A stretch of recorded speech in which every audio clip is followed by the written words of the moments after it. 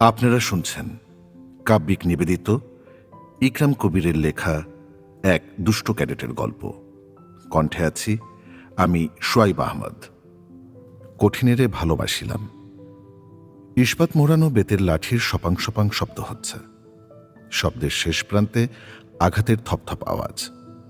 আঘাতগুলো পড়ছে ইমুর গায়ে, হাতে, কাঁধে, কোমরে, কোমরের নিচে, পিঠে ও কনুইতে। প্রতিটা আঘাতের সঙ্গে ইমু কেঁপে উঠছে, তবু ঠায় দাঁড়িয়ে রয়েছে। তার চেহারা দেখে আঘাতের তীব্রতা বোঝার উপায় নেই। প্রিন্সিপাল নিজেই মারছেন। আমরা বাকি 51 জন যারা এ দৃশ্য দেখছি আর রাগী মন নিয়ে আঘাতের শব্দ শুনছি, সেই আওয়াজ শুনেই বুঝে নিতে হচ্ছে ইমু কতখানি কষ্ট পাচ্ছে। এক এক করে সবাই গুনলাম। ইমু 25টা বেতের বাড়ি হজম করল। 10 মিনিটে 25টা। এই 10 মিনিটে ইমু আমাদের সবার চোখের দিকে একবার করে তাকিয়েছে। চাহনিতে কোনো ব্যথা নেই। মনে হলো যেন সে বুঝতে চেষ্টা করছে আমাদের কার মধ্যে কি প্রতিক্রিয়া হচ্ছে। আমার চোখে চোখ পড়ল 20টি আঘাতের পর। স্থির হয়ে গেলাম। এমন চাহনির মুখোমুখি আমি এর আগে কখনো হইনি। ইমু যেন আমার দিকে তাকিয়ে কথা বলছে। চোখে চোখে কথা বলা সম্ভব, এই প্রথম টের পেলাম। কোথা থেকে যেন একটা অদ্ভুত আত্মবিশ্বাস এসে ভর করল আমার ওপর। এর আগে কখনো এভাবে নিজেকে সাহসী মনে হয়নি। ইমুর চাহনি যে আমাকে শক্তি জোগাল, বুঝতে পারলাম। ওর চোখে চোখ রেখেই ওপর নিচে মাথা নাড়ালাম। তার চোখে এক অদ্ভুত দ্যুতি এলো। এত অপমানের মাঝেও তার চেহারায় প্রশান্তির প্রচ্ছন্ন আলো লক্ষ্য করলাম। সে বুঝল আমি কিছু একটা করতে যাচ্ছি, কিন্তু কিভাবে করব স্থির করতে পারলাম না। ঝড়ের বেগে কয়েকটি চিন্তা এলো। চিৎকার করে আমাদের চোখের সামনে যা হচ্ছে তার বিরোধিতা করব, অজ্ঞান হয়ে পড়ে যাওয়ার ভান করব, কিংবা বলবো ইমু যে কারণে মার খাচ্ছে সে দোষে আমিও দোষী। তাহলে আমার কি হবে? ইমুকে পেটানোর বিরোধিতা করব আমি। আমার জন্য করবে কে? কেউ না। কেউ সাহস পাবে না। সবাইকে একসঙ্গে বিরোধিতা করতে হবে, তাহলে কিছু একটা হতে পারে। তাড়াতাড়ি মাথাটাকে ঈষৎ ডানে ঘুরিয়ে শব্দটি করলাম। পাশে দাঁড়ানো সেজান, সে শুনতে পেল, নড়ে উঠল, কিন্তু বুঝে উঠতে পারল না আমি কি বোঝাতে চাইছি। আবার করলাম শব্দটি, কোনো সারা শব্দ নেই। আবার। এবার সাড়া এলো সেজানের কাছ থেকে। সেও আমার মতো শব্দ করল, ওর ডান দিকে আরেফের উদ্দেশ্যে। আরেফ তার পাশে দাঁড়ানো তাইমুরকে লক্ষ্য করে শব্দটি করল কিনা বুঝে উঠতে পারলাম না, তবে মনে প্রাণে আশা করলাম সেও করেছে। এই হলো ইমুকে বাঁচানোর মন্ত্র। শব্দটি 5 বছরের ক্যাডেট জীবনে আমরা অনেকবার ব্যবহার করেছি, কারণেও করেছি, অকারণেও করেছি। আজ এটা কাজে লাগাতেই হবে। মন্ত্রটি আরও 50 জনের কাছে পৌঁছতে যতক্ষণ সময় লাগে ততক্ষণ চোখ বন্ধ করে থাকব। তারপর কিছু একটা করা যাবে। চোখ বন্ধ করলাম। সপা। আবারও আঘাতের শব্দ। চোখ খুলতে আর ইচ্ছে হলো না। সহ্য হচ্ছে না শব্দটা। মনে হচ্ছে আমার নিজের গায়ে লাগছে। আমার ছুঁড়ে দেওয়ার মন্ত্র সবার কাছে পৌঁছতে কমপক্ষে আরও 2 মিনিট লাগবে। থেমেও যেতে পারে মাঝপথে। আমাদের যেসব বন্ধু ইমুকে একেবারেই পছন্দ করে না, তারা নিজেরা তো এটি গ্রহণ করবেই না, আরেকজনকে জানাবেও না। চোখ বন্ধ রেখেই সেকেন্ড গুনতে থাকলাম। 1, 2, 3, 4, 30 পর্যন্ত গুনে আর চুপ করে থাকতে পারলাম না। এক্ষুনি আবার আঘাত নেমে আসবে ইমুর ওপর। মাথা নিচু করে ডান হাত সোজা করে ওপরে তুললাম। মনের মধ্যে প্রচণ্ড একটা ভয় অনুভব করলাম। হয় খুব ভালো একটা কিছু ঘটতে যাচ্ছে, না হয় খুব খারাপ। 5 সেকেন্ড কেটে গেল। চোখ খুলে তাকিয়ে দেখলাম আমার হাত কেউ খেয়াল করছে না। সবার নজর ইমুর দিকে। তাকে ঘিরে যারা দাঁড়িয়ে আছে তারা চাইছে ইমু ব্যথা পাক। এবার আমাকে কথা বলতেই হবে। স্যার, এতই করুণ আর ফাটা শব্দে বললাম যে পাশে সেজান আর সামনে কুমার ছাড়া আর কেউ শুনতে পেল না। জোরে একটা নিঃশ্বাস নিলাম। স্যার, আমি কিছু বলতে চাই। ইংরেজিতে বললাম। গুরুত্বপূর্ণ সব কথাই আমাদের কলেজে ইংরেজিতে বলতে হয়।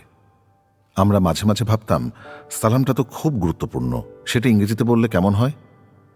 এই ইংরেজি বলতে গিয়ে কতজনের যে কত অবাক করা ভুল হয়েছে তা বলে শেষ করা যাবে না। সে কথা আরেকদিন বলবো। দশাশয়ী শরীরের লেফটেন্যান্ট কর্নেল নুরুল বাশার মাসুদ রানার গল্পের ভিলেনের মতো ইমুকে ঘিরে পায়চারি থামালেন। স্থির হয়ে ধীরে ধীরে আমার দিকে তাকালেন, চোখে সানগ্লাস। আমরা সবসময় তাকে দেখে মজা পেয়েছি। তার নড়াচড়া চালচলন দেখলে মনে হয় সবসময় একটি মুভি ক্যামেরা তার ছবি তুলে যাচ্ছে। শুটিং শেষে পরে একটি চলচ্চিত্র তৈরি হবে। ভয় পেলাম। অনেকটা বাঘের সামনে হরিণের মতো অবস্থান হলো। Yes fucking shits, fall out, come here and talk, হুঙ্কার ছাড়লেন কর্নেল বাশার। লাল হাউসের স্কোয়াডের শেষ লাইনে দাঁড়িয়েছিলাম অ্যাটেনশন হয়ে। হাত দুটো গায়ের সঙ্গে সেঁটে রেখেই ধীরে ধীরে প্রিন্সিপালের সামনে গিয়ে দাঁড়ালাম। এখন কর্নেলকে একেবারে ভয় লাগলো না। তার সানগ্লাসের দিকে তাকালাম, নিজের প্রতিফলন দেখতে পেলাম। Sir, I was also with Imrul. Now you buggers are talking. কর্নেলের ঠোঁটে স্মিত হাসি বড় হতে লাগলো এবং এক পর্যায়ে বাংলা সিনেমার ভিলেনের মতো শোনালো, so we have got another বাগার।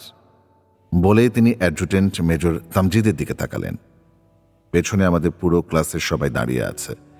পিন পতন, স্তব্ধতা, কেউ নড়ছে না। নিঃশ্বাসের শব্দ আর শোনা যাচ্ছে না।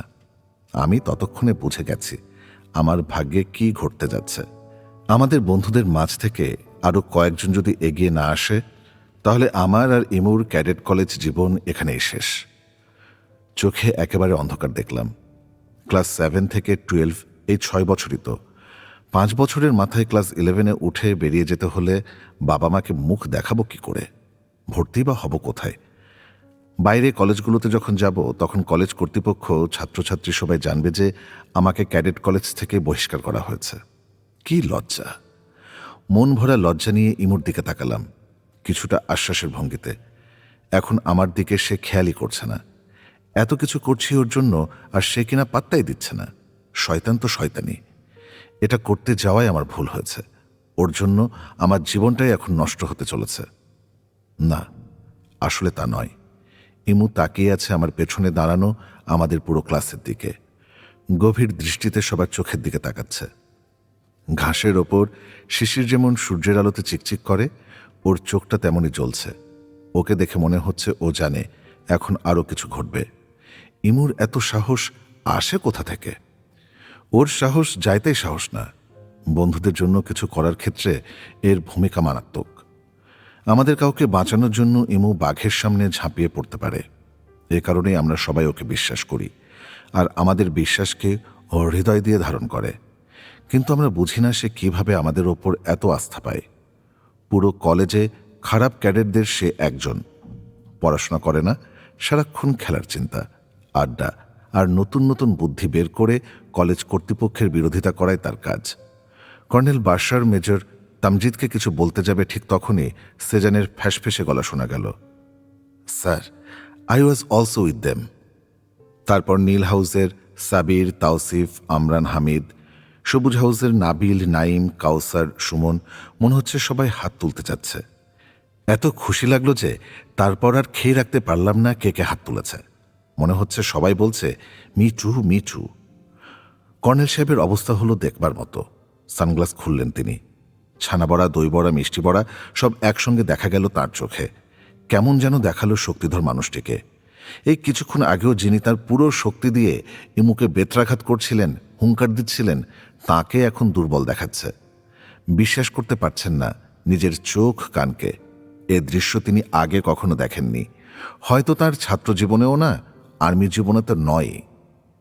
ইমু এবার আমার দিকে তাকালো, চোখে রাজ্যের কৃতজ্ঞতা, যেন বলছে, আমি আছি বন্ধু, দেখিস আমিও একদিন।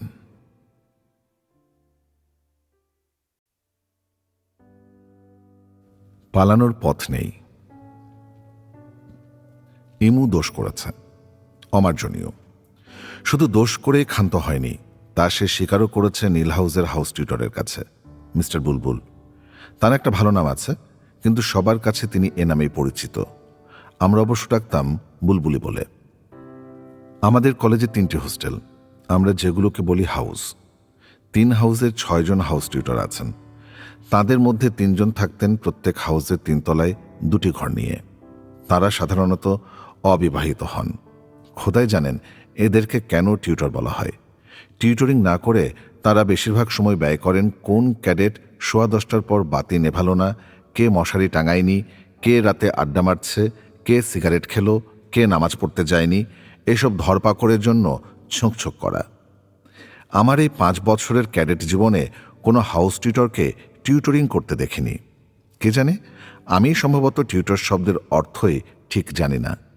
কি আর করা, হাউস টিউটরের কাজই হলো আমাদের সবার দোষ ধরা। কর্তৃপক্ষ এটাই তাদের খুব ভালো করে শিখিয়ে দিয়েছেন। আমরা ক্যাডেটরা যখন তাদেরকে একেবারেই আশা করতাম না, তখনই তারা কোথা থেকে যেন উদয় হতেন। তাদের প্রতি এটা প্রিন্সিপালের আদেশ, পরাক্রমশালী প্রিন্সিপাল। ক্যাডেট কলেজের লেফটেন্যান্ট কর্নেলরা হলেন এক একজন জেনারেল। ক্যাডেট কলেজগুলো যেন এক একটা দেশ, দক্ষিণ আমেরিকার, আফ্রিকার এক একজন সেনাশাসক। তিনি হ্যাঁ বললে সব হ্যাঁ, না বললে না। ক্লাস 7 থেকেই ইমুর মনে একটা প্রশ্ন ছিল। ও প্রায়ই জিজ্ঞাসা করত, এই বলতো, কোনো এক্স ক্যাডেটকে কেন প্রিন্সিপাল করে পাঠানো হয় না? এক্স ক্যাডেট হলে আমাদেরকে ভালো করে বুঝতেন, আর আমরাও সব দুষ্টুমি ছেড়ে দিতাম। এ প্রশ্ন ওর মনে এখনও আছে। রিইউনিয়নের সময় আর্মি অফিসার বড় ভাইদের পেলেই সে তাদের অনুরোধ করে যেন তারা ঢাকায় গিয়ে অ্যাডজুটেন্ট জেনারেলকে বলেন। বড় ভাইরা খুব অবাক হতেন আর ওকে একটা বকা দিয়ে বলতেন, চুপ বেটা, তোমাকে এসব নিয়ে ভাবতে হবে না। এই মিস্টার বুলবুলি ইমুকে হাতে নাতে ধরে ফেললেন সিগারেট ফোঁকার সময়। গতকাল সোমবার দুপুরে খাবার পর নীল হাউসের দোতলার কমন রুমে আমরা 10-12 জন জমা হয়েছিলাম, মনের সুখে স্টার সিগারেট টানব বলে। প্রায় প্রতিদিনই সবাই এক হই এখানেই, তার কারণ নীল হাউসেই সবচেয়ে বেশি সিগারেট খেকোর বসবাস। আর ওপরতলার কমন রুমে হাউস টিউটর অথবা ডিউটি মাস্টাররা দুপুরের খাবারের পর তেমন একটা আসেন না। মিস্টার বুলবুল গতকাল ডিউটি মাস্টার ছিলেন। একাধারে তিনি ডিউটি মাস্টার এবং নীল হাউসের হাউস টিউটর। কি মনে করে তিনি সেদিন 3 তলা থেকে নেমে সেখানে এলেন? পরে জেনেছিলাম তিনি নীল হাউসের হাউস লিডার জামির ভাইকে খুঁজছিলেন। ইমুর কি যেন একটা তাড়া ছিল। সিগারেটে বড় বড় কয়েকটা টান দিয়ে বুক ভর্তি ধোঁয়া নিয়ে বেরিয়ে যাওয়ার পথে দরজাটা খুলে ধোঁয়াটা ভুঁস করে ছাড়ল। ঠিক সেই মুহূর্তে মিস্টার বুলবুল দরজার বাইরে দাঁড়িয়ে। পড়বি তো পর মালির ঘাড়ে। ইমুর মুখ থেকে বেরোনো ধোঁয়া আছড়ে পড়ল একেবারে স্যারের মুখের ওপর। এবার আর পালানোর পথ নেই। মিস্টার বুলবুলের চেহারা চকচক করে উঠল। How bloody fool, I got you this time. তিনি হাসতে হাসতে বললেন, এবার একটা প্রমোশন হবেই। ঠিকই ভেবেছেন তিনি। দুষ্ট ঘুঘুর মতো ইমু অনেকবার ধান খেয়ে পালিয়ে গেছে। গত 5 বছরে কতবার যে সে সিগারেট খেয়ে ধরা পড়তে পড়তে বেঁচে গেছে তার শেষ নেই। এর আগে অন্তত 5 জন শিক্ষকের কাছে সে এই একই দোষে ধরা পড়েছিল, কিন্তু তাকে ভুস করে ধোঁয়া ছাড়তে দেখেনি। কমন রুমের ভেতরে আমরা সবাই লাল সবুজ হাউস থেকে এসেছি। 2-3 জন ক্লাস 12-এর সিনিয়রও আছেন। হাউস লিডার জামির ভাইও আছেন। দরজা থেকে কমন রুমের ভেতরটা দেখতে হলে আরও ভেতরে এসে একটা বাঁক নিতে হয়। মিস্টার বুলবুল আমাদেরকে দেখতে পাচ্ছেন না। আমরা বাকি সবাই কিছুটা হলেও ভয় পেলাম। ইমু যদি স্যারের কাছে আমাদের কথা বলে দেয় তাহলেই ধরা। জামির ভাইয়ের চেহারা ফ্যাকাশে দেখাচ্ছে। আমরা নিশ্চিত ইমু নিজে বাঁচার জন্য আমাদের কথাও জানিয়ে দেবে। Imrul, who else are with you? স্যারের গলা শোনা গেল। No answer, I was alone in there. ইমুর গলা। Then what's your cigarette butt? Mister Bulbul জানতে চাইলেন। I throw it outside sir. ইমুর কণ্ঠে কোনো ভয় চিহ্ন নেই। Okay, come with me. Mister Bulbul ইমুকে 3 তলায় নিয়ে গেলেন।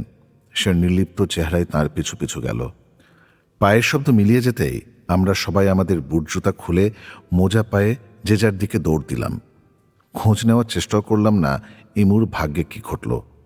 যাই ঘটুক, আমরা কেউই তার মতো অবস্থায় পড়তে চায় না। নীল হাউসের যারা আমাদের সঙ্গে ছিল, তাওসিফ আর সাবির ছাড়া সবাই যে যার ডর্মে চলে গেল। অন্যান্য হাউস থেকে যারা এসেছিলাম তাদের পক্ষে এখন বেরোনো সম্ভব না। বেরোতে গেলেই 3 তলা থেকে মিস্টার বুলবুল আমাদের দেখে ফেলবেন। ধরে নিতে পারেন আমরাও সিগারেট ফুঁকছিলাম। ধূমপান। সিগারেট আমাদের কলেজে একটা নিষিদ্ধ অবতার। আমাদের সবারই জানা যে যার কাছে সিগারেট পাওয়া যাবে তাকে কলেজ থেকে বেরিয়ে যেতে হবে। বেশ আজব একটা ব্যাপার। আমাদের বেশ কয়েকজন স্যার প্রকাশ্যে সিগারেট টেনে বেড়ান আর আমাদের বোঝান ওটা অত্যন্ত আকর্ষণীয় একটা বস্তু।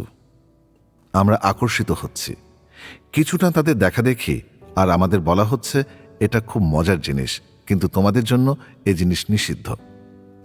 আমাদের ক্যাডেট কলেজের নিয়মকানুনগুলো আমার কাছে একেবারে ধর্মীয় বিধিনিষেধের মতো মনে হয়। যেমন মদ খাওয়াটা অনেক মানুষের জীবনে একটা অন্যতম আকর্ষণীয় ব্যাপার, আর ধর্ম বলে ওটা আকর্ষণীয় বটে, কিন্তু তোমার জন্য নিষিদ্ধ। কিন্তু যতই নিষিদ্ধ করা হয় ততই আকর্ষণ বাড়ে। সিগারেট ছিল আমাদের কাছে তেমনই একটা ব্যাপার। মনে হতো সিগারেটে টান দিয়ে ধোঁয়া ছাড়াচ্ছে ভালো স্টেলার কি হতে পারে। এই তো গেল সপ্তাহেই আমাদের ম্যাগনিফিসেন্ট 7 দেখালো ওয়েস্টার্ন। সেখানে তো মারা যাবার আগ মুহূর্তেও একজন তার বন্ধুকে বলল সিগারেট ধরিয়ে দিতে। বন্ধুটি তাই করল। ধরিয়ে দেওয়া সিগারেটে দুটো টান দিয়েই শান্তিতে মৃত্যুবরণ করল। এই সিগারেট জিনিসটা আমাদের জীবনের সঙ্গে অঙ্গাঙ্গিভাবে জড়িত। যারা সিগারেট খায় না তারাও খোঁজ রাখে আমরা কখন দল বেঁধে সুকটান দিতে যাচ্ছি। তারাও তৈরি হয়ে থাকে আমরা কেউ ধরা পড়লে আমাদের বাঁচাবার জন্য, একটা গল্প ফাঁদার জন্য। আর কলেজ কর্তৃপক্ষ, শিক্ষক, অ্যাডজুটেন্ট সবাই প্রায়ই সিগারেট উদ্ধারে বের হন। আমরা হয়তো একাডেমিক ব্লকে ক্লাস করছি, তখন সহসাই তারা হাবিলদারদের নিয়ে আমাদের হাউসে চড়াও হন। সন্দেহভাজন সিগারেটখোরদের আলমারি খোলা হয়। আলমারির ভেতরের পাল্লায় সুন্দর করে লাগানো নানা রঙের কাগজগুলো ছেঁড়া হয়। কখনো বা কিছু পাওয়া যায়, বেশিরভাগ সময় পাওয়া যায় না। বিশেষ করে শিক্ষক আর হাবিলদাররা কখনোই কিছু উদ্ধার করতে পারেন না। অ্যাডজুটেন্ট মেজর তামজিদ কয়েকবার পেয়েছিলেন। সেনাবাহিনীতে যোগদানের আগে তিনি ফৌজদারহাট ক্যাডেট কলেজে পড়তেন। তিনি জানেন একজন ক্যাডেটের চিন্তার পরিধি কত দূর। দুবার তিনি সিগারেট উদ্ধার করেছিলেন। বাথরুমের ফ্ল্যাশের মধ্যে তিনি কিছু বগলা সিগারেট পেয়েছিলেন, পলিথিনে মোড়ানো অবস্থায় পানিতে ডোবানো ছিল। তিনি খুব খুশি হয়েছিলেন প্রিন্সিপালের বাহাবা পাবার পর। সিগারেট লুকিয়ে রাখার ক্ষেত্রে আমাদের এক একজনের পন্থা এক এক রকম। আমি রাখি আমার বিছানার উপর যে বৈদ্যুতিক পাখাটি ঘোরে তার ওপর। পাখার ওপরের দিকে বাটির মতো একটা জিনিস থাকে, তার মধ্যে। সবুজ হাউসের নাবিল আমাদের ডাইনিং হলের একজন ওয়েটারের কাছে রাখে। সেজান আমাদের হাউসের দক্ষিণ দিকের পুকুরের পানির মধ্যে ডুবিয়ে রাখে। ইমুর কৌশলগুলো একেবারে ভিন্ন। ওর মাথা কিভাবে কাজ করে তা আমি আজও পর্যন্ত বুঝি না। কোথায় রাখে কেউ জানে না। একবার দেখেছিলাম ওদের কমন রুমে রাখা দেয়াল পত্রিকার ভেতর থেকে সিগারেট বের করতে। ভাষা আন্দোলন উপলক্ষে দেয়াল পত্রিকা, 5 ফুট বাই 6 ফুট পত্রিকার ঠিক মাথার ওপর শহীদ মিনারের একটি প্রতিকৃতি। শহীদ মিনারের প্রতিটি স্তম্ভের পেছনে একটা করে দরজার মতো। এক একটা দরজা খুলে সে দুটো সিগারেট বের করে আনলো। ইমু নিজেই ওই প্রতিকৃতিটা বানিয়েছিল। আমি তো অবাক। মনে মনে ওর বুদ্ধির তারিফ না করে পারলাম না। ভাবতাম ওর মাথায় এত বুদ্ধি, তো বুদ্ধিগুলো পড়াশোনায় ব্যবহার করে না কেন? আমি নিজে অনেক ঠান্ডা মাথার মানুষ, অনেক পড়াশোনা করি। বিজ্ঞান, শিল্প, সাহিত্য, মহাকাশ, আন্তর্জাতিক সম্পর্ক সবই আমার নখদর্পণে, কিন্তু এমন বুদ্ধি আমার মাথায় আসেনি। ইমু আমাকে লুকানোর অনেক জায়গা দেখিয়েছিল, যেমন খেজুর গাছ। এই গাছে বছরের বেশিরভাগ সময় কেউ ওঠে না, শুধু শীতের সময় ওঠে। সত্যি, পলিথিনে মুড়িয়ে এমনভাবে খেজুর গাছের পাতার মধ্যে গুঁজে দিয়ে আসতো যে পাখিরাও টের পেত না। আরও অনেক পন্থা ছিল ওর। ইমু নিজের আলমারি সাজাতো নানা ধরনের কাগজের তৈরি স্থাপত্য দিয়ে, নাটকের মঞ্চ, ঘরবাড়ি ইত্যাদি। সেগুলোর ভেতরে সিগারেট রেখে দিয়ে নির্বিকার থাকত সে। আমাদের কর্তৃপক্ষের চিন্তার বিস্তার অতদূর নেই, কখনোই ছিল না। এই প্রথম সে কারো কাছে এভাবে ধরা পড়ল। উদ্ধার। তাওসিফ আর সাবির আমাকে আর রম্যকে নিয়ে ঢোকালো ড্রয়িং রুমে, কাপড় শুকানোর ঘর। সাবির আমাদের লাল হাউসে চলে যেতে বলল। মুইদ, রম্য, তোরা চলে যা। তোরা এখানে থাকলে তোদের বিপদ হবে। আমরা সবাই যাব বুলবুলির কাছে। ইমুকে ছাড়িয়ে আনবো। ওটা কঠিন কোনো ব্যাপার নয়। সাবিরের কণ্ঠ আদেশের মতো শোনালো। ওর কথাটা রাখতে ইচ্ছে করল না। নিজেকে একটা জড় পদার্থের মতো মনে হলো। বন্ধুত্বের মাপকাঠিতে আমি ইমুর আরও ভালো বন্ধু। ইমু আমাকে বাঁচিয়েছে অনেকবার। ওর জন্য আমার থাকতেই হবে, ওকে বাঁচাতে হবে। রম্য রেগে গেল। যাব কেন? ওই বেটা ইমুর গায়ে যদি একটা হাত দেয়, ওরে আমি দেখে ছাড়ব। পাগলামি করিস না রম্য। একে তো লাল হাউস থেকে এখানে এসেছিস, একজনকে বাঁচাতে পারবো, 3 জনকে নয়। তোরা যা, আমি আর তাওসিফ ইমুকে ছাড়িয়ে নিয়ে আসছি। সাবিরের উদ্দীপ্ত কণ্ঠ। ঈর্ষা হলো সাবিরের মনে দৃঢ়তায়। সবকিছু উপেক্ষা করে সাবির আর তাওসিফ ইমুকে বুকে টেনে নিতে পারে, কোনো কিছু চিন্তা না করেই। ইমু আগে আর সবাই পরে। রাগ হলো। ক্যাডেট কলেজ জীবনের প্রথম 4 বছর ইমু ছিল লাল হাউসে। সুখে দুঃখে আমরা সবাই এক ছিলাম। ইমু কতবার আমাকে বাঁচিয়েছে সিনিয়রদের মার খাওয়ার হাত থেকে। বড় ভাইরা যখনই আমাকে 2 ঘা দেওয়ার আয়োজন করেছে, তখনই ইমু এসে হাজির। সব দোষ নিজে মাথা পেতে নিয়ে আমাকে বাঁচিয়ে দিত। বলতো, আমের ভাই, বদর ভাই, মুইদ কিছু করেনি, আমার সব দোষ। সাদি ভাইকে আমি সিদে চোর বলেছি।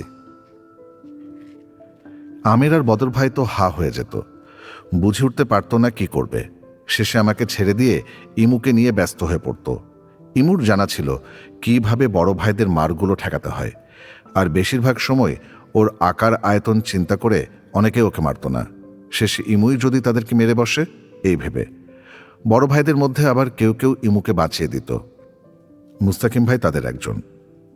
এই মুস্তাকিম ভাইয়ের প্রভাবে পড়েই ইমু সিগারেট খাওয়া শিখেছিল। এই বড় ভাইটা আমাদের অনেক কাছের মানুষ। ইমুর সঙ্গে ছিল তার অন্যরকম খাতির। ইমুকে ডেকে নিয়ে সাহিত্য বিষয়ে আলাপ করত। ইমু পড়াশোনা করত না, কিন্তু বই পড়ত প্রচুর। আমাদের কলেজ লাইব্রেরিতে অনেক বই, বেশিরভাগই উপন্যাস। ক্যাডেট জীবনের 4 বছরের মধ্যে বাংলা ইংরেজি মিলিয়ে লাইব্রেরির অর্ধেক বই ইমুর পড়া হয়ে গিয়েছিল। স্যার ক্লাস নিচ্ছেন আর ইমু একটি বইয়ের নিচে আরেকটি বই রেখে সেটি পড়ে যাচ্ছে। স্যার হঠাৎ করে প্রশ্ন করলে উত্তর দিতে পারত না, শাস্তি পেতে হতো। মুইদ, প্লিজ তোদের হাউসে চলে যা, কি চিন্তা করছিস? সাবির সামান্য চিৎকার করে বলল। আমি আর রম্য চলে এলাম। রাতে খাবারের সময় ডাইনিং হলে গিয়ে জেনেছিলাম ওরা ইমুকে বাঁচাতে পারেনি। কলেজ প্রিফেক্ট মাসুদ ভাই রাতে খাবারের সময় জানালেন ক্লাস 11-এর সবাইকে পরদিন একাডেমিক ব্লকে যেতে হবে না, বরং আমরা যাব প্রিন্সিপালের অফিসের সামনে। It's very serious. তাওসিফ আর সাবিরের কোনো কথাই শোনেননি মিস্টার বুলবুল। ইমু একটা খারাপ ক্যাডেট, ওকে কোনোভাবেই কেউ পাকড়াও করতে পারছে না। তিনি যখন পেরেছেন, কোনো ছাড়াছাড়ি নেই। ইমুকে এবার শাস্তি পেতেই হবে। প্রিন্সিপাল কর্নেল নুরুল বাশার খুশি হবেন। বুলবুলিকে খুব তাড়াতাড়ি অ্যাসিস্ট্যান্ট প্রফেসর বানিয়ে দেবেন। এত বড় সাফল্য না বানিয়ে কি উপায় আছে? আমাদের কিছু বন্ধু ফয়েজ, শামসু, জাহিন এবং তাদের অনুসারীরা খুব খুশি হলো। তাদের এত বড় শত্রু ইমু শেষ পর্যন্ত ধরা পড়েছে। তাদের খুশি দেখে কে? তারা ইমুর বিরুদ্ধে বিদ্বেষ ছড়ালো। ওর জন্যই আমাদের এত বড় সমস্যায় পড়তে হচ্ছে। প্রিন্সিপালের সামনে মাথা নত করে দাঁড়াতে হচ্ছে। আমাদের বন্ধুদের মধ্যে এই দলটা খুব রেগে গেল অন্যদের হাত তোলা দেখে। ফয়েজ আর শামসু তো বিড়বিড় করে আমাদের গোষ্ঠী উদ্ধার করতে লাগলো। কেন আমরা ইমুকে বাঁচাতে যাচ্ছি? ইমুর যা প্রাপ্য তাই হচ্ছে, আর একটু পর যা ঘটতে যাচ্ছে তা ভেবে তো তাদের মেজাজ আরও খিচড়ে গেল। আমি নিশ্চিত এ কারণে পরে ওরা ইমুর উপর শোধ নেবে। এদিকে কর্নেল সাহেব বিপদে পড়ে গেলেন। আমাদের সবাইকে নিয়ে কি করবেন? একসঙ্গে এতজনকে সামলানোর মুখোমুখি তিনি এখানে প্রিন্সিপাল হবার পর আর হননি। আমরাও তাকে আগে কখনো এমন সিদ্ধান্তহীনতায় ভুগতে দেখিনি। অ্যাডজুট্যান্ট তামজিদের দিকে ইশারা করে তাঁর দপ্তরে যেতে বললেন। তাঁরা দুজনে মিলে গেলেন প্রিন্সিপাল ঘরের দরজার পর্দার ওপারে। খুব বেশিক্ষণ সময় নিলেন না, মিনিট 5 পরেই বেরিয়ে এলেন। মেজর তামজিদ ঘোষণা করলেন, boys, the whole class will be in the ground till lights out today, and we will have no food today. Breakfast tomorrow will be your next meal. দুজন হাবিলদারের দিকে তাকিয়ে বললেন, মাঠে নিয়ে গিয়ে আমাদের শাস্তি শুরু করতে। আমাদের সবার মধ্যে বিরক্তিকর গুঞ্জন শুরু হলো। কেউ কেউ ইমুকে গালিগালাজ করতে লাগলো। এরকম ঘটনা আগে ঘটেনি তা নয়, আজকের ব্যাপারটা বেশি করে তাদের গায়ে লাগলো। এখন বাজে সকাল 9টা, মিল্ক ব্রেক 10:30টায়, দুপুরে খাবার কথা 1:45-র সময়। খাওয়া হবে না। তারপর বিকেলের নাস্তা 5টায়, সেটাও আজকে ভাগ্যে নেই। 9টায় রাতের খাবারের কথা তো চিন্তাই করতে পারছি না। এখন ফ্রন্ট রোল বা ডিগবাজি দিয়ে আমাদের শাস্তি শুরু হবে। তারপর একে একে আমাদের ক্যাডেট কলেজে প্রচলিত সবগুলো শাস্তি প্রয়োগ করা হবে। Side roll, crawling, frog jump, half chair হয়ে থাকা, সবগুলোই আজ আমাদের কপালে আছে। শেষ খাবার খেয়েছি 7:30টায়। আজ দিনের শেষে অনেককে যে হাসপাতালে যেতে হবে তাও বুঝতে বাকি রইল না। যতই পিটি আর প্যারেড করি না কেন, সকাল থেকে রাত 10:15 পর্যন্ত এক নাগারে শাস্তি সহ্য করা আমাদের কারো পক্ষে সম্ভব নয়। আমার তো নয়। ইমুকে এখন কাছে পেলে একটা ঘুষি বসিয়ে দিতাম ওর নাকের ওপর। শালা হারামজাদা, তোকে বাঁচাতে গিয়ে আজকে এই অবস্থা। বমি করে অসুস্থতার ভান করে চলে যেতে পারলে খুব ভালো হতো। আমাদের মধ্যে বেশ কয়েকজন আছে যারা শাস্তি শুরুর কিছুক্ষণের পরই যেভাবেই হোক খাবার উগড়ে দিতে পারে। ফারহান, নাইম, কামরুল, ওরা আজকেও নিশ্চয়ই তাই করবে। আমার আবার হাজার চেষ্টা করলেও বমি হয় না। ক্রলিং আমার সবচেয়ে ভয়ের বিষয়। ঘাসের উপর ক্রলিং করতে গেলে আমার কোনোই দুটো ছিলে রক্ত বেরিয়ে আসে। ফ্রন্ট রোলিং শুরু করার কিছুক্ষণের মধ্যেই আমার নাম ধরে কেউ ডাকল। ইমুর গলা। মুইদ, আমার বাপমা তুলে গালিগালাজ করেছিস? গালি মানে? দাঁড়া, এটা শেষ হোক, তোর পাছায় লাথি দেব। শয়তান, তোকে সবাই ধরে পুকুরে চোবাবো। রাগে গড়গড় করলাম। আচ্ছা, আমার দোষ, আমি ধরা পড়েছি। যা ঘটার আমার ভাগ্যেই ঘটত। তুই কেন বলতে গেলি তুইও ছিলি আমার সঙ্গে? ইমু হাসে। তা না হলে আজই তোকে কলেজ থেকে বেরিয়ে যেতে হতো।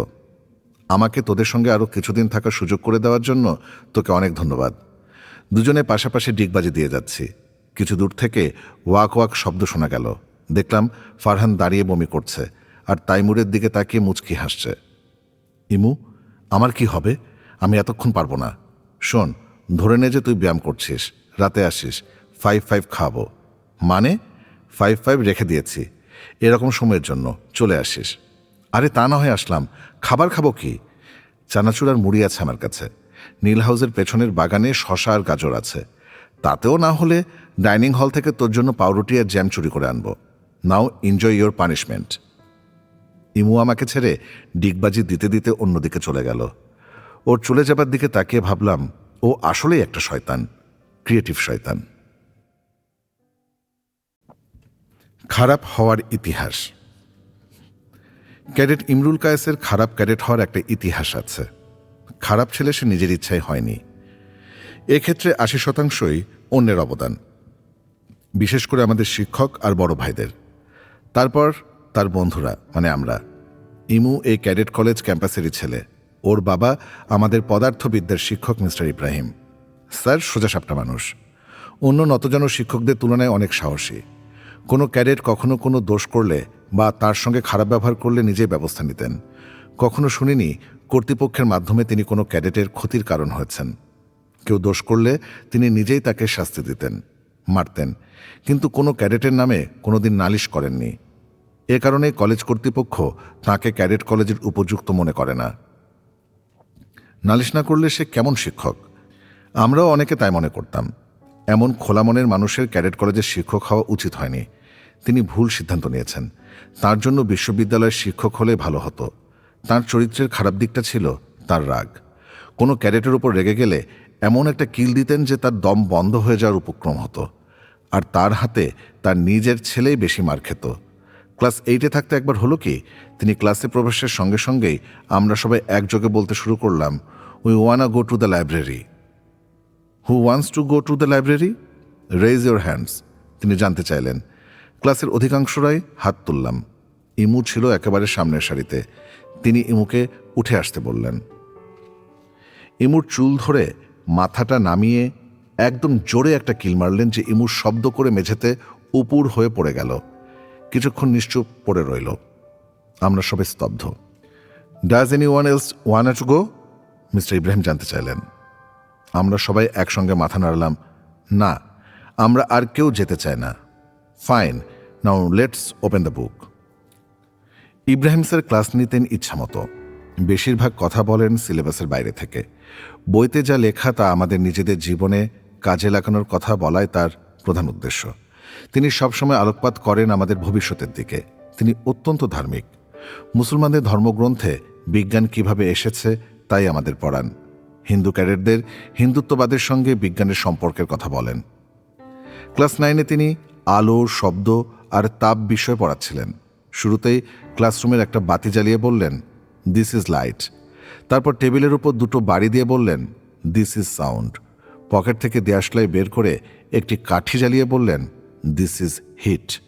সবাই হেসে উঠলাম আর মনে মনে ভাবলাম, এর চেয়ে ফাঁকিবাজ আর কেউ হতেই পারে না। মিস্টার ইব্রাহিমের এই সাহসিকতাকে ব্যবহার করতেন আমাদের অন্য শিক্ষকরা অনেক সময় তাকে আগ বাড়িয়ে দিতেন কর্তৃপক্ষের সমালোচনা করার জন্য, আর তিনি তা অবলীলায় করতেন। তার নিজের চাকরির কি হবে তা একবারও চিন্তা করতেন না। সবার সামনে যে মানুষটি সবসময় সঠিক কথাটি বলে ফেলেন, তিনি আর যাই হন, চালাক নন। আমরা যখন 8-এ পড়ি তখন প্রিন্সিপাল কর্নেল ইমামুজ্জামান আমাদের কলেজ থেকে বিদায় নিলেন। কর্নেল জামানের বিদায়ী নৈশভোজে আমাদের সব স্যার অত্যন্ত মিষ্টি মিষ্টি কথা বললেন।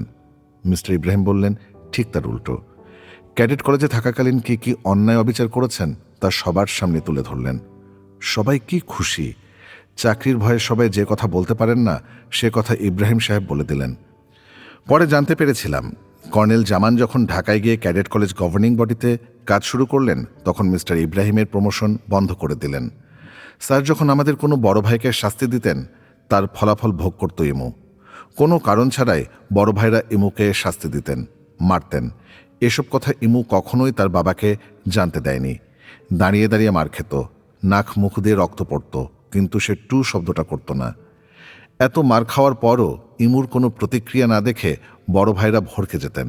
তাঁরা জানতেন ইমু যদি তার বাবাকে জানায় তবে আর রক্ষা নেই। ইমুর সঙ্গে প্রায়ই আমাকে আর সেজানকে ধরা হতো। আমাদেরকে বেশি মারতেন লাল হাউসের হাবিব ভাই, নাজির ভাই আর হাসান ভাই। তারা আমাকে আর ইমুকে মেরে মজা পেতেন না। আমার ঠোঁট ফেটে রক্ত বেরোলে আমাকে ছেড়ে দিতেন, কিন্তু সেজানকে মেরে তারা খুব মজা পেতেন। সেজান প্রতিবাদ করত, লাফিয়ে লাফিয়ে সরে গিয়ে তাদের হাত থেকে বাঁচতে চাইত। নাজির ভাই ভালো বক্সার ছিলেন, তিনি আরও মজা পেতেন, ওকে আরও মারতেন। আর ইমুকে মারতেন তারা তিনজন মিলে। ইমু অবিচল ঠায় দাঁড়িয়ে থাকত, কখনো ঘুষি খেয়ে মাটিতে পড়ে যেত, আবার উঠত, আবার মার খেত। একসময় শ্রদ্ধেয় বড় ভাইরা থামতেন, কিন্তু যতবার তারা ইমুর সঙ্গে তাদের শক্তির প্রদর্শনী দেখাতেন ততবারই চোরের মতো চেহারা করে জিজ্ঞেস করতেন, will you tell this to your father? কীরকম কাপুরুষ তারা!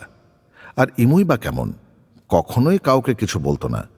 এরকম অনেক বড় ভাই মিস্টার ইব্রাহিমের হাতে শাস্তি পাওয়ার প্রতিশোধ নিতেন তাঁর ছেলের ওপর। ইমু মার খাওয়ার সময় কিছু বলতো না, কিন্তু আমি টের পেতাম ওর ভেতরকার পরিবর্তনের। বড় ভাইদের প্রতিটি ঘুষির সঙ্গে সে ভেতরে ভেতরে আরও শক্তিশালী হতো, ভয়ঙ্কর হতো, আরও খারাপ ক্যাডেট হতো, আরও নিয়ম ভাঙতে চাইত। এই বড় ভাইরা এখন কলেজে নেই, তবে তাঁদের মারধরের প্রভাব আমাদের ওপর রয়ে গেছে। ইমু কাউকে, কোনো জুনিয়রকে কখনো মারেনি, বরং যখনই কাউকে কোথাও প্রহৃত হতে দেখেছে নানা কৌশলে তাকে বাঁচিয়ে দিয়েছে। এমনকি কোনো স্যার জুনিয়র কাউকে ধরলে বড় ভাই হিসেবে নিজ দায়িত্বে তাকে বাঁচিয়ে নিয়ে আসতো। স্যারকে বলতো, স্যার আমি দেখছি, আমার কাছে দেন, ওকে আজ আমি মামাবাড়ি দেখাচ্ছি। স্যারের কাছ থেকে বাঁচিয়ে নিয়ে এসে তাকে ছেড়ে দিত। এখনও তাই করে। পথের সাথীকে চেনা। আমরা সবাই একসঙ্গে একই দিনে কলেজে যোগ দিয়েছিলাম। 1978 সালের 25 জুন। ওই দিনটা আমাদের সবার কাছেই স্মরণীয়। এখন অবধি আর জীবনের বাকি দিনগুলোতেও ওই দিনের কথা প্রতিনিয়তই মনে হবে। ওই দিনটা ছিল আমাদের সবার জীবনে একটা সম্পূর্ণ নতুন অধ্যায়ের শুরুর দিন, তার চেয়েও বেশি নতুন জীবন। ক্যাডেট জীবনের সঙ্গে এদেশের অন্য কোনো কিছুর মিল নেই। ক্যাডেট কলেজের বাইরে থেকে এই কলেজগুলোকে বোঝার বিন্দুমাত্র উপায় নেই। আমাদের বাবা মাও বোঝেন না এখানে কত রকম চড়াই উতরাইকে আমরা স্বাভাবিকভাবে গ্রহণ করি। কর্তৃপক্ষের কত আজগুবি নিয়ম কানুন গায়ে শুয়ে গেছে। বড় ভাইদের কত অন্যায়ভাবে চাপিয়ে দেওয়ার শাস্তি আর মারধর ভুলে যেতে হয়েছে। 25 জুন বিকেলে আমরা সবাই পৌঁছালাম কলেজে। আমি এসেছিলাম খুলনা থেকে। খুলনার আরও কয়েকজন আছে আমাদের সঙ্গে।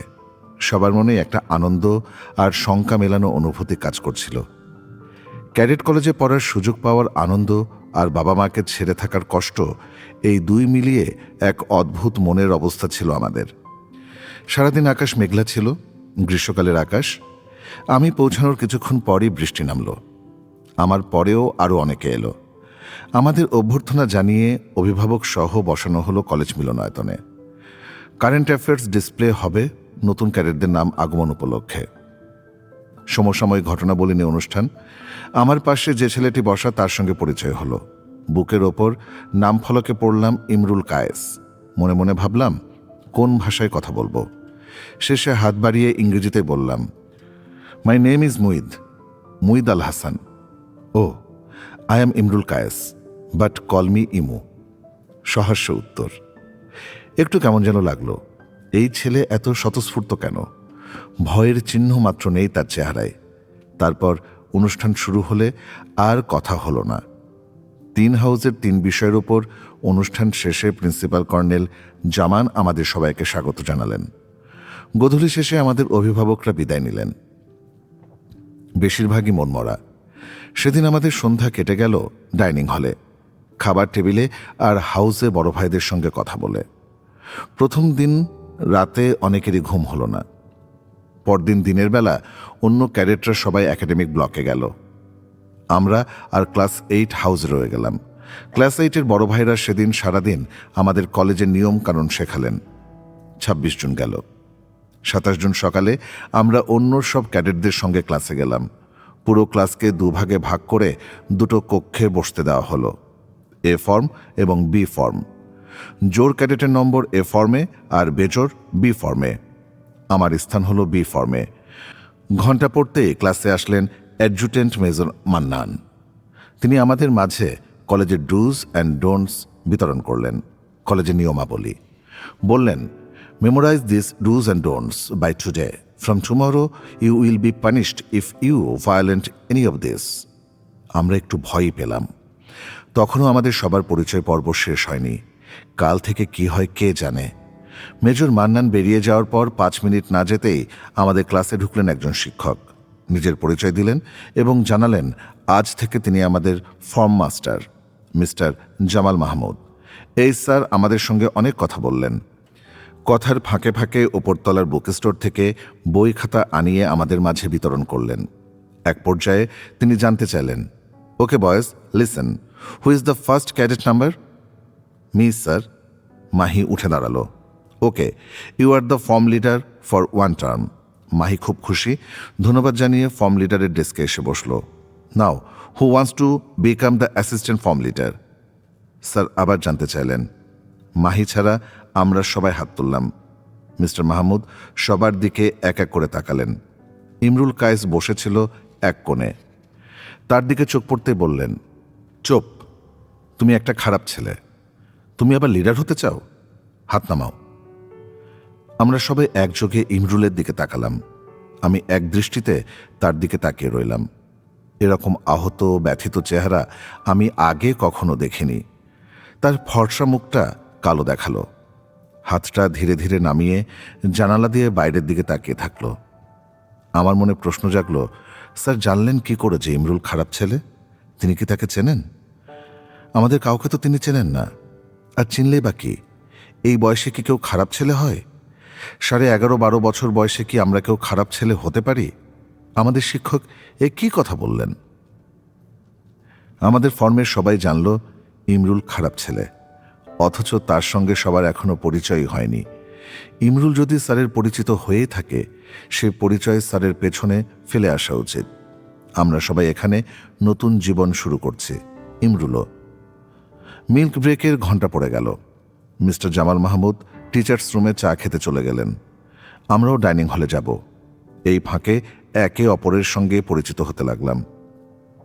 আমি উঠে ইমরুলের কাছে গেলাম। কেমন আছো? আমি জানতে চাইলাম।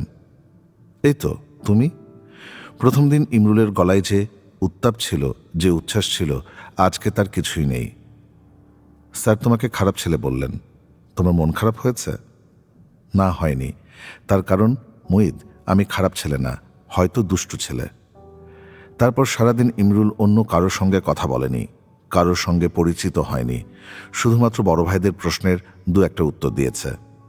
এরপর মিস্টার মাহমুদ 1 বছর আমাদের ফর্ম মাস্টার ছিলেন। কোনোদিন ইমুর সঙ্গে ভালো ব্যবহার করেননি। পরে জেনেছিলাম ইমুর বাবার সঙ্গে তার সম্পর্ক ভালো ছিল না। বুঝতে পারলাম সেজন্যই তিনি ইমুর সঙ্গে খারাপ ব্যবহার করছেন, তাকে খারাপ বলতেন। ক্যাডেট ইমরুল কায়েসের জীবন আমাদের কলেজে কখনোই সহজ ছিল না। ইমুর খারাপ অভ্যাস। কিছুদিনের মধ্যেই আমার আর ইমুর মধ্যে তুই তুই সম্পর্ক হয়ে গেল। সেটা হয়েছিল একদিন লাইব্রেরিতে বসে। আমার আবার মহাকাশ নিয়ে অনেক আগ্রহ। রাতের আকাশের দিকে তাকালে যত তারা দেখা যায় তার অনেকগুলো নাম আমার জানা। শিখেছি এই কলেজে পড়তে এসে। ক্লাস 7-এ। সেদিন বসে একটা বই দেখে সপ্তর্ষি মণ্ডলের ছবিটা আমার খাতায় আঁকছি। তখন ইমু একটা বই হাতে আমার পাশে এসে বসল। জীবনে আমি প্রথম দেখছি কেউ মহাকাশ নিয়ে পড়াশোনা করছে। ইমুকে সত্যিই খুব আনন্দিত দেখালো। আমি একটু হেসে জানতে চাইলাম, তুমি কি পড়ছো? বাস্কেটবল খেলার উপর বেশ কটি বই আছে এখানে, দেখি একটা পড়ে কিছু শেখা যায় নাকি। কাউকে বাস্কেটবলের উপর বই পড়তে আমিও প্রথম দেখছি, হেসে বললাম। ইমু হেসে আমার সঙ্গে কর্মর্দন করল, বলল, তুই আমাকে তারা চেনাবি, আমি তোকে বাস্কেটবল শেখাবো। এরই মধ্যে হঠাৎ শুনি এক বড় ভাইয়ের চিৎকার, you bloody fools, what are you talking about, this is library. Sadi ভাই জানতে চাইলেন, we are talking about books Sadi ভাই। ইমু খুব নরম গলায় উত্তর দিল, what books, let me see. Imu তার বাস্কেটবলের ওপর বইটা এগিয়ে দিতেই তিনি বললেন, okay, this is what you read in the library class, meet me after lunch, I will teach you basketball. বুঝতে বাকি রইল না ওর ভাগ্যে দুপুরের খাবারের পর কি ঘটতে যাচ্ছে। আমিও তো কোনো পড়ার বই পড়ছিলাম না। সাদি ভাই আমাকে কিছু বললেন না, ইমুকে ধরলেন। কেন যেন মনে হচ্ছিল ইমুকে তিনি ধরার জন্য ওঁত পেতেছিলেন। পরে অবশ্য জেনেছিলাম তিনি ইমুর বাবা মিস্টার ইব্রাহিমের কাছে বকা খেয়েছিলেন। দুপুরের খাবারের পর দেখলাম ইমুকে আমাদের হাউসের ব্যালকনিতে হাফ চেয়ার করে দাঁড় করে রাখা হয়েছে। হাফ চেয়ার হলো স্বল্প সময়ে বেশি কষ্ট দেওয়ার একটি অভিনব শাস্তি। নিচু হয়ে এমনভাবে দাঁড়াতে হবে যেন আমি একটা চেয়ারে বসে আছি, অথচ চেয়ার নেই। হাত দুটো তোলা থাকবে মাটির সমান্তরালে, আর দাঁড়াতে হবে গোড়ালি উঁচু করে পায়ের পাতার ওপর। আমাকে অনেকবার এই শাস্তি দেওয়া হয়েছে। 5 মিনিটের বেশি আমি কখনো এভাবে থাকতে পারিনি। আমার ঘর থেকে দেখলাম ইমু ঠিক 11 মিনিটের মাথায় কষ্ট সহ্য না করতে পেরে শুয়ে পড়ল, আর 2 গোড়ালির নিচে বেশ কটি বোর্ড পিন উল্টে করে রেখে দেওয়া হয়েছিল যাতে সে গোড়ালি না নামাতে পারে। ইমু গোড়ালি না নামিয়ে থাকতে পারেনি। 2টো পিন তার পায়ের নিচে বিঁধে গেছে, রক্ত পড়ছে। তা সত্ত্বেও তাকে বলা হলো দোতলা সারা বারান্দা জুড়ে ডিগবাজি দিয়ে বাকি সময়টুকু কাটাতে। শুধু সাদি ভাই একা নন, তার আরও 4 জন বন্ধু এতে তার সঙ্গে যোগ দিয়েছে ইমুকে শাস্তি দেওয়ার জন্য। আফটারনুন প্রেপের ঘণ্টা পড়তেই ইমুকে ছেড়ে দেওয়া হলো খেলার মাঠে সাদি ভাইয়ের সঙ্গে দেখা করার আদেশ দিয়ে। সেদিন আমাদের ক্লাসের ফুটবল খেলা ছিল, কিন্তু ইমু আমাদের সঙ্গে নেই। দূরে বাস্কেটবল গ্রাউন্ডে দেখলাম আমাদের বড় ভাইরা চারপাশে বসে আছেন। সাদি ভাই দাঁড়িয়ে আদেশ করছেন, আর ইমু একা একা খেলছে। একবার এদিকে বাস্কেট করে, আর একবার ওদিকে, থামাথামি নেই। পুরো 1 ঘন্টা এভাবে চলল। খেলার শেষে হাউসে ফিরে গিয়ে দেখলাম ইমু আর হাঁটতে পারছে না, বিছানায় শুয়ে আছে লম্বা হয়ে। সবাইকে নামাজে যেতে হবে, সেজন্য তাড়াতাড়ি গোসল করে তৈরি হতে হবে। ইমু উঠতে পারল না। ডর্ম লিডার ডালিম ভাই হাউস লিডারকে বলে তার নামাজে যাওয়া মাফ করিয়ে দিলেন। মসজিদ থেকে ফিরেও দেখি তার অবস্থার পরিবর্তন হয়নি। সবাই তাকে রেখেই নাইট প্রেপে চলে গেলাম। প্রেপ শেষে রাতের খাবার খেয়ে হাউসে ফিরে দেখি ইমু নেই। ডিউটি মাস্টার মিস্টার রহমান তাকে সঙ্গে করে নিয়ে হাসপাতালে ভর্তি করে দিয়ে এসেছেন। 104 ডিগ্রি জ্বর এসেছে তার। সাদি ভাইকে দেখলাম অশ্লীল একটা হাসি নিয়ে ঘুরে বেড়াচ্ছেন। এই প্রথম কোনো বড় ভাইকে অপছন্দ করা শুরু করলাম। ঠিক করলাম ইমুকে দেখতে যেতে হবে। অসুস্থের খাতায় নাম লেখালাম, ঠান্ডা লেগেছে আমার এই বলে। পরদিন সকালে সবাই যখন পিটি করছে, তখন অসুস্থদের সঙ্গে হাসপাতালে গিয়ে ডাক্তার মেজর ফজলুলকে দেখিয়ে এক ফাঁকে গিয়ে ইমুর ঘুম ভাঙালাম। আমাকে দেখে খুব খুশি হলো। কিরে, তোকেও শাস্তি দিয়েছে নাকি? না, আমি তোকে দেখতে এসেছি। কেমন আছিস? ভালো। শোন, আজ থেকে ঠিক 2 বছর পর খেলতে গিয়ে সাদি ভাইয়ের হাত ভেঙে দেব আমি। আমি ওর কথা শুনে অবাক হলেও মনে মনে চাইলাম তাই যেন হয়। 2 বছর পর আমরা যখন ক্লাস 9-এ পড়ি, একদিন দেখলাম সাদি ভাই বাস্কেটবল খেলা ছেড়ে দিলেন। এই খেলার প্রতি তিনি আগ্রহ হারিয়ে ফেললেন। তার বন্ধুরাও বুঝলেন না কেন তিনি তা করলেন। এত ভালো বাস্কেটবল খেলতেন। আমরা কয়েকজন জানতাম, দেখতাম, বুঝতামও। দল ভাগাভাগির সময় ইমু কোনো না কোনোভাবে সাদি ভাইয়ের উল্টো দলে নিজেকে রাখত। ক্লাস 9-এ সে সাদি ভাইয়ের চেয়েও লম্বা ও শক্তিশালী। সাদি ভাই যখন বল নিয়ে বাস্কেট করতে আসতেন তখন কিছু বলতো না, কিন্তু যখন ইমু নিজে যখন বল নিয়ে এগিয়ে যেত আর সাদি ভাই বাধা দিতেন, তখন নানাভাবে সাদি ভাইকে সে আঘাত করত। কেউ বুঝত না, শুধু তিনি বুঝতেন যে কি একটা দানব তৈরি করেছেন নিজেই, আর কাউকে বোঝাতে পারতেন না। একদিন না পেরে বাস্কেটবল খেলা ছেড়ে দিলেন। ইমু নিজেও বেশ কয়েকটা খেলা থেকে বাদ পড়েছে। ক্লাস 9-এর পর সে ফুটবল ও হকি খেলেনি, আর বক্সিং সে নিজেই করতে চায় না। শারীরিকভাবে ইমু ক্ষিপ্র প্রকৃতির বলে তাকে বক্সিংয়ের রিংয়ে জোর করে পাঠানো হয়, কিন্তু সে এটাকে খেলা বলেই মনে করে না। নেচে নেচে একজন আরেকজনকে ঘুষি মেরে ঘায়েল করা কি করে একটা খেলা হতে পারে? এটা জঙ্গলিপনা ছাড়া আর কিছুই নয়। আমি নিজেও তাই মনে করি। ইতিহাসে পড়েছি, রোমানরা গ্ল্যাডিয়েটরদের মারামারি দেখে উল্লাস করত। একজন না মারা যাওয়া পর্যন্ত ওই উল্লাস চলতে থাকত। বক্সিং আমার আর ইমুর কাছে সেরকমই মনে হয়। মিস্টার দবির উদ্দিনের মতো স্যার ইমুকে উৎসাহিত করতে পারেননি। জোর করে পাঠালে বেশিরভাগ সময়ই নিজেকে ঘুষি থেকে বাঁচাতে পারত, তবে অল্প বিস্তর ঘুষি খেয়ে অন্যকে জিতিয়ে দিত। নিজে কাউকে একটা ঘুষিও মারেনি। ফুটবল খেলতে আমার বন্ধু খুবই পছন্দ করত। পাগলের মতো ফুটবল খেলত। ওর ইচ্ছা ছিল কলেজ থেকে বেরিয়েই আবাহনী ক্রীড়াচক্রে খেলবে, কিন্তু শহীদ ভাইয়ের কারণে তার ফুটবল ছাড়তে হয়েছে। শহীদ ভাইয়ের খেলা এখনও আমাদের সবার মনে আছে। দুর্দান্ত খেলোয়াড়, প্যান্থারের গতিতে দৌড়াতেন। বাঘা বাঘা ডিফেন্ডার তাকে কোনোভাবেই ঠেকাতে পারত না। তার পায়ের সাথে কারো পা ঠোকাঠুকি হয়ে গেলে সবাই ব্যথা পেয়ে বসে পড়ত। ওনার কিছুই হতো না। প্রচণ্ড শক্ত হাড্ডি। সবার মতো ইমুরও লক্ষ্য ছিল শহীদ ভাইকে থামানো। একদিন ইমুর সাথে তার পায়ে ঠোকাঠুকি হয়ে গেল। সবাই হাঁ করে তাকিয়ে দেখলাম শহীদ ভাই পা ধরে শুয়ে পড়লেন। অভাবনীয় একটা ঘটনা। এ কি করে সম্ভব? সবাই মিলে তার সেবা করার পর শহীদ ভাই হাসপাতালে যাওয়ার মতো অবস্থা হলো। ইমুই তাকে নিয়ে যাচ্ছে, তিনি খোঁড়াচ্ছেন। হাঁটতে হাঁটতে শহীদ ভাই ইমুকে বললেন, Imrul, I don't want to see you in the football ground ever. Play something else, not football. ওখানেই শেষ। ফুটবলের জন্য ভালোবাসার সেখানেই কবর। একইভাবে মিজান ভাই তাকে হকির মাঠ থেকে বের করে নিয়েছিলেন। মিজান ভাই ছিলেন গোলকিপার। ইমু একবার এত জোরে বল মেরে গোল করেছিল যে গোলপোস্টের কাঠ ভেঙে গিয়েছিল। হকি খেলা ছেড়ে দিয়ে ওর মন অত খারাপ হয়নি যতটা কষ্ট সে পেয়েছিল ফুটবল মাঠে না যেতে পেরে। সাদি ভাইয়ের ঘটনার পর কিছুদিন চলে গেল। একদিন রাতে খাবারের পর ইমু আমার সঙ্গে বসে আকাশের দিকে তাকিয়ে কালপুরুষের তারা গুনছিল। হঠাৎ বলল, তোকে যারা মারধর করে তাদেরও কিন্তু একদিন মার খেতে হবে। সেদিন রাতে এ কথা শোনার পর খুব বিরক্ত হয়েছিলাম ইমুর ওপর। সব কিছু যেভাবে চলছে চলতে দিলেই তো হয়, এত ঝামেলা বাঁধানোর দরকার কি? Best friend.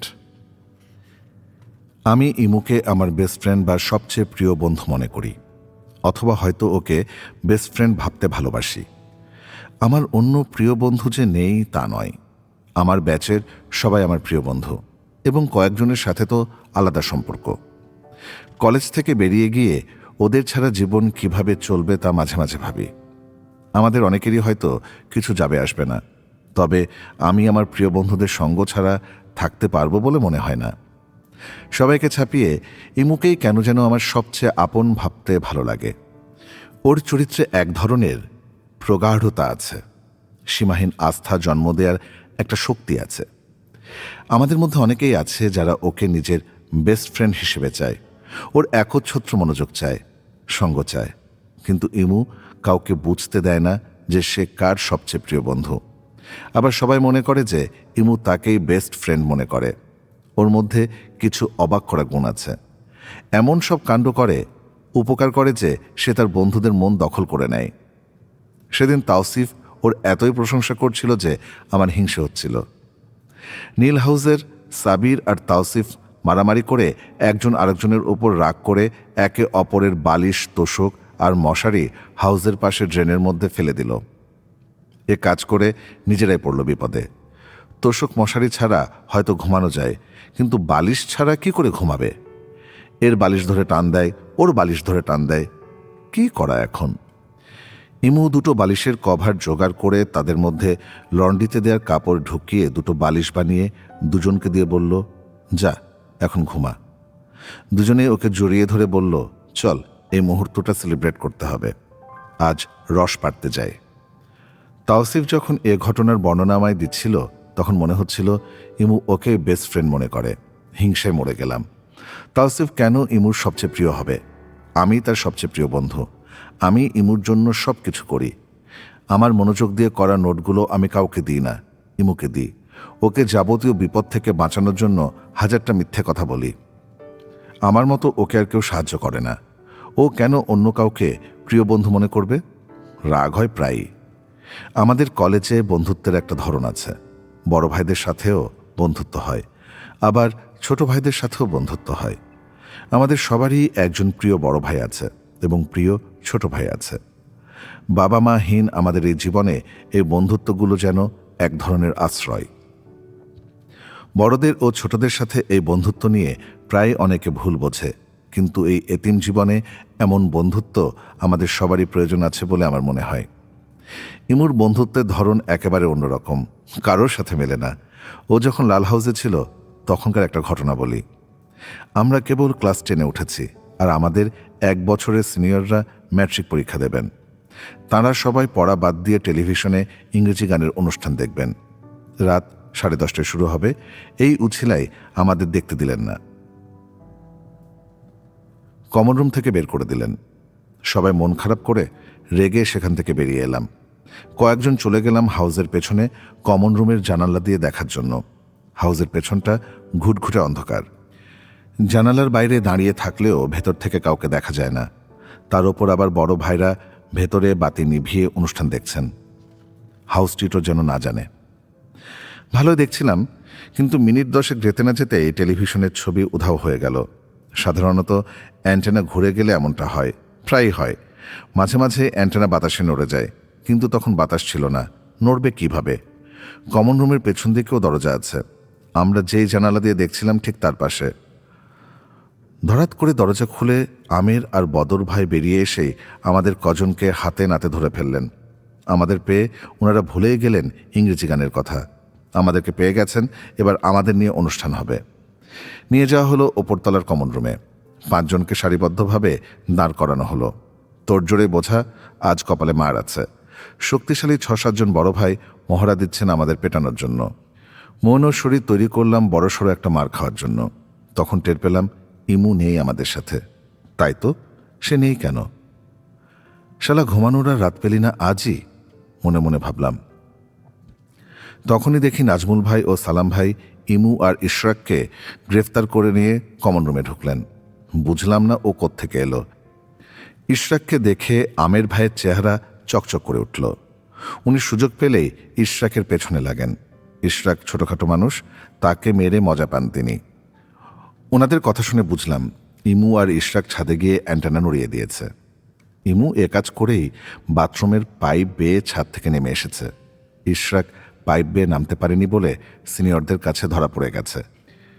ইমুকে কেউ ধরতেই পারত না, কিন্তু ও যখন টের পেয়েছে যে ইশরাক ধরা পড়েছে তখন নিজেই এসে ধরা দিয়েছে। এখন আমাদের ওপর থেকে বড় ভাইদের মনোযোগ সরে গেছে।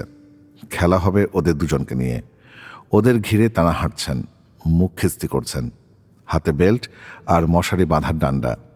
এক বড় ভাইকে দেখলাম হাতে হাসপাতালের ব্যান্ডেজ জড়িয়ে মুষ্টিটা শক্ত করছেন। তাঁরা গিয়ে দাঁড়ালেন ইশরাকের সামনে। ওকে দিয়ে শুরু হবে। আমার কি করা উচিত বুঝতে পারলাম না। আমির আর বদর ভাই ইশরাকের দিকে এগোতেই তরাত করে একটা লাফ দিয়ে ইমু দুজনের পথ রোধ করল। আল্লাহ, আজকে হয়েছে, আজ কি হবে আল্লাহ জানেন। স্টার্ট উইথ মি আমির ভাই, ইমু বলল, যেন তাকে আক্রমণ করতে সে আমন্ত্রণ জানাচ্ছে। Move back Imrul, otherwise I will kill you today, আমের ভাইয়ের হুঙ্কার। ইমু আমের ভাইয়ের চোখ থেকে চোখ সরাচ্ছে না, বলল, I know, but no one will touch Ishraq without touching me. Imu দৃঢ় কণ্ঠ আমের ভাইকে থামিয়ে দিল। আমের ভাই আর ইমু দুজনে দুজনার চোখের দিকে তাকিয়ে প্রায় 1 মিনিট কাটিয়ে দিল। কেউ নড়ছে না, একটা মুখোমুখি অবস্থা। আমের ভাই রাগে কাঁপছেন আর ইমু চোয়াল আর হাত শক্ত করে তৈরি। পেছনে আমার পাশে আমাদের রেজা দাঁড়িয়ে অনেকক্ষণ ধরে উসখুস করছিল। এবার সে গিয়ে ইমুর পাশে দাঁড়ালো। ইমু শক্ত করে রেজার হাত ধরল, ঠিক যেন ফুটবলের ফ্রি কিক ঠেকানোর মতো। পেছনে ইশরাক। ঠিক সেই মুহূর্তে ঢুকলেন মুস্তাকিম ভাই। খবর পেয়ে দৌড়ে এসেছেন। তিনিও ইমুর মতোই একজন চরিত্র, তাঁর ব্যাচের ইমু এবং আমাদের ইমুর প্রিয় বড় ভাই। তিনি ইমুকে বোঝেন এবং জানেন সে কি করতে পারে। আমের আর ইমুর মাঝখানে এসে ইমুর দিকে তাকিয়ে ঠান্ডা গলায় বললেন, Imrul, move back and go to your room. Ishraq, you also go with him. সবাইকে অবাক করে দিয়ে ইমু সরে গেল। ইশরাককে হাত ধরে টেনে নিয়ে বেরিয়ে গেল। মুস্তাকিম ভাই আমাদেরকেও বেরিয়ে যেতে বললেন। বেরিয়ে যেতে যেতে বুঝলাম এখন ওনাদের মধ্যে একটা গন্ডগোল বাঁধবে। ইমুর রুমে গিয়ে দেখি ইশরাক আনন্দে নাচছে আর ইমু রেজার সাথে আলাপ করছে। কিছু হলে মুস্তাকিম ভাইকে কি করে বাঁচানো যায় সে ব্যাপারে। আজব ছেলে। ঘটনায় আমরা সবাই খুশি, কিন্তু আজ ইমু ইশরাকের জন্য যা করল সেরকম কিছু আমার জন্য করে না কেন? এই ভাবতে ভাবতে ঘুমিয়ে পড়লাম। দুর্বলের প্রতি দুর্বল। ইমুর সবচেয়ে মন কাড়া ব্যাপারটি হল দুর্বলের প্রতি তার ভালোবাসা। কখনো কোনো ছোট ভাইকে শাস্তি পেতে দেখলে তাকে কোনো না কোনো বুদ্ধি বের করে বাঁচিয়ে দিয়ে আসত, তারপর তাকে নিজের ছত্রছায়ায় রাখত। কেন যেন সব জুনিয়র বা ছোট ভাইদের প্রতি তার দুর্বলতা ছিল। ইমু তাদেরকে বাঁচিয়ে দিয়ে বড় ভাই আর শিক্ষকদের হাত থেকে নিজেদের বাঁচানোর বুদ্ধিও বাতলে দিত।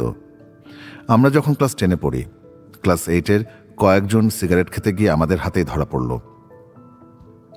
ক্যাডেট কলেজের অদ্ভুত নিয়ম, আমরা নিজেরা ধূমপান করি, কিন্তু অন্যেরা, বিশেষ করে ছোট ভাইয়েরা করলে আমরা তাদের ধরে শাস্তি দেই, মারধর করি। এ ব্যাপারটি শুধু ইমুর কাছেই নয়, আমারও গ্রহণযোগ্য মনে হয় না। আমি কখনো কারো গায়ে হাত তুলিনি, কিন্তু মাঝে মাঝে যখন কাউকে মারা হতো তখন সেখানে থাকতাম। নীল হাউসের হালিম আর সালেক ধরা পড়েছে সিগারেট সহ। তাদের শাস্তি হবে, মারধর করা হবে। আমাদের ক্লাসের 5-6 জন জড়ো হয়ে ওদের দুজনকে ডেকে শাস্তির আয়োজন করছিল। শাস্তির অর্থ হলো ওকে ধরে মারবে। আয়োজন দেখেই হালিম আর সালেক বুঝে নিয়েছে তাদের কপাল পুড়েছে। এখানে একটা রীতি চালু আছে, কাউকে মারার আগে তার মধ্যে ভীতি সঞ্চার করা এই মহড়ার একটা বড় অংশ। নানা ধরনের প্রস্তুতি নেওয়া হতো। জানালায় কম্বল ঝুলিয়ে দিয়ে ঘর অন্ধকার করা, কোমরের বেল্টগুলো সব একসঙ্গে জড়ো করা, পারলে 2-1টা খাটের স্ট্যান্ড জোগাড় করা ইত্যাদি। এসব নাটকীয়তা দেখে যাকে মারা হচ্ছে তার অর্ধেক মার খাওয়া হয়ে যেত। আমাদের বন্ধুরা সব জড়ো হয়েছে নীল হাউসের ডর্ম 3-তে। সবুজ হাউস থেকে ডেকে আনা হয়েছে ফাহিম আর ইসলামকে। ওরা ছোটদের মারতে ওস্তাদ, সবার কাছে ত্রাস। ওদেরকে দেখলেই জুনিয়রদের সবার বাথরুম চাপত। অনেকে সত্যি সত্যি বাথরুম থেকে ঘুরেও আসত। হালিমার সালেক সবার দিকে তাকাচ্ছে আর কাঁপছে, বোঝার চেষ্টা করছে প্রথম আঘাতটি কোন দিক থেকে আসবে। সব নাটকীয়তা শেষ, এবার শুরু হবে অ্যাকশন। ঠিক সে সময় দরজায় ঠকঠক আওয়াজ। কোনো বড় ভাই হতে পারে, তাহলেও অসুবিধা নেই, তাকে বললেই তিনি চলে যাবেন। আমি গিয়ে দরজা একটু ফাঁক করে দেখি ইমু। আরে মুইদ, তুই এখানে? বলিসনি তো এখানে আসবি? আর সবাই কোথায়? ইমু দরজা ঠেলে ভিতরে ঢুকেই বুঝে গেল কি হচ্ছে। ফাহিম আর ইসলাম ইমুকে দেখে যার পরনায় বিরক্ত হলো। ওরা ইমুকে একেবারেই সহ্য করতে পারে না। তার মাস্তান মাস্তান চালচলন তাদের পছন্দ নয়। তুই এখানে কি করছিস? তোকে তো আমরা ডাকিনি। ফাহিম বিরক্ত হয়ে বলল। ইমু হাসল। ডাকিস না তো কি হয়েছে, আমি আসতে পারি না? আরে এলাম তো কটা শুকটান দিতে। ওসব পরে হবে, এখন আমরা এই 2 সোনা ছেলেকে নিয়ে ব্যস্ত। এনারাও শুকটান দিচ্ছিলেন। ইসলামের কণ্ঠে অতি নাটকীয়তার সুর। আরে ইসলাম, যে কারণে ওদের ধরে এনেছিস তার জন্য দায়ী আমি ওদেরকে সিগারেট দিয়েছি। ইমু সবাইকে স্তম্ভিত করে দিল, কিন্তু কেউ বিশ্বাস করল না। ইসলাম এক লাফে গিয়ে সালেকের কলার ধরে বলল, tell me, is that true? সালেকের কাঁপুনি আরও বেড়ে গেল। ইমু কাছে গিয়ে সালেকের কাঁধে হাত রেখে বলল, এই বেটা, বল না যে আমি তোদেরকে সিগারেট দিয়েছি। কিচ্ছু হবে না তোদের, ভিতর ডিম একটা। জুনিয়রদেরকে ইমু মাঝে মাঝে তুই বলতো। সালেক কাঁপতে কাঁপতে বলল, ইয়েস ইসলাম ভাই, ইমু ভাই গেভ আস 2 ফ্যাক্টস। এরপর আর কথা থাকে না, দুজনকে ছেড়ে দেওয়া হলো। আমাদের বেশ কয়েকজন বন্ধু জুনিয়রের সামনে অপমানিত হলো এত সব মহড়া করার জন্য। এবার তারা ইমুর মুখোমুখি হলো। আমি একটা সম্ভাব্য মল্লযুদ্ধের গন্ধ পেলাম, কিন্তু না, ইমুর গায়ে হাত দেওয়ার সাহস ওদের কজনের নেই। এর আগেও ওরা বেশ কয়েকবার মুখোমুখি হয়েছে। যুদ্ধ বেশি দূর এগোতো না, ইমু কিছুই করতো না, বলতো না, শুধু তাদের চোখের দিকে এক দৃষ্টিতে তাকিয়ে থাকতো। ভয় নেই চাউনিতে। ওর নির্ভীক চাউনি ওদেরকে পরাজিত করত। অবশ্যই চাউনির জন্যই ইমু অনেকবার বড় ভাইদের হাতে মার খেয়েছে। একবার আমাদের 1 বছরের বড় ভাইদের হাতে মার খেয়েছে। আমাদের 1 বছরের বড় আজমল ভাই তো রেগে ওর চোখ ফুটো করে দিতে চেয়েছিলেন পেন্সিল ঢুকিয়ে। বেঁচে গিয়েছিল ইমু, চোখের কোণে লেগেছিল বলে। কলেজে ইমুর জীবনযাত্রা, ইমুর চালচলন ছোটদের মধ্যে অত্যন্ত সমাদৃত। সবাই ওকে পছন্দ করে। বিপদে পড়লে সবাই আশা করে ইমু ভাই এসে তাদের বাঁচাবেন। ইমু বাঁচিয়েছেও অনেককে। তার মানে এই নয় যে সবাই তাকে হালকাভাবে নিত। সবাই তাকে যেমন শ্রদ্ধা করত, তেমনি ভয়ও পেত। ইমু যাদেরকে বিপদ থেকে বাঁচিয়েছে তারা ওর জন্য জান দেওয়ার জন্য সবসময় প্রস্তুত। শুধু বন্ধুদের মধ্যে নয়, জুনিয়রদেরও বড় একটা দলের নেতৃত্ব দেয় সে। ব্যাপারটা এসেছে বই পড়া আর খেলাধুলা থেকে। নিজে কোনো পড়াশোনা করে না, বাংলা ও ইংরেজিতে কখনো পাশ করে না। ওদিকে আবার বিভিন্ন ক্লাসকে নিয়ে একটা বুক ক্লাব বানিয়েছে। ক্লাসের পড়া বাদ দিয়ে লাইব্রেরিতে নিয়ে বই বেছে সবাইকে পড়তে বলে। কবিতা, গল্প আর খেলাধুলার বই। 10-12 জনের একটা দল। ক্লাস 7 থেকে 10 পর্যন্ত সব দুষ্টু ছেলেদের বেছে নিয়েছে ইমু। প্রতি 15 দিনে একবার আলোচনার আসর বসে। দুপুরে বিশ্রামের সময় এই আলোচনা করে তারা। ওদের প্রথম আসর শুরু হয়েছিল আমরা যখন ক্লাস 10-এ পড়ি, আন্তঃ হাউস ক্রিকেটের আগে। ক্রিকেটের একটা বই এনে হাউসের জুনিয়র ক্রিকেটারদের নিয়ে একদিন ক্লাস নেওয়া শুরু করলো। বল করা থেকে শুরু করে ব্যাটিং, ফিল্ডিং সবই শেখানো শুরু করলো।